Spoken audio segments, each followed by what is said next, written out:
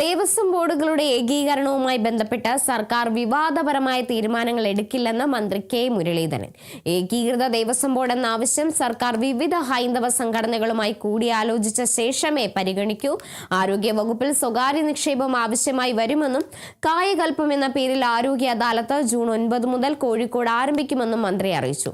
അതേസമയം ധനസ്ഥിതി ജനങ്ങളെ ബോധ്യപ്പെടുത്താനാണ് ധവളപത്രം പുറത്തിറക്കിയതെന്നും അദ്ദേഹം വ്യക്തമാക്കി. ഏകീകൃത ദേവസ്വം ബോർഡിനെ കുറിച്ച് ആദ്യമായിട്ട് അതിനെക്കുറിച്ച് ചർച്ച ചെയ്യേണ്ടത് വിവിധ സംഘടനകളാണ്. ക്ഷേത്ര സംരക്ഷണ എല്ലാ ക്ഷേത്രങ്ങളും സംരക്ഷണ സംവിധാനങ്ങളുണ്ട്. അതൊക്കെ അവരാലോചിച്ചെടുക്കേണ്ട തീരുമാനമാണ്. സർക്കാരിന് ഇതിൽ മുൻകൈ എടുക്കാൻ നിവൃത്തിയില്ല.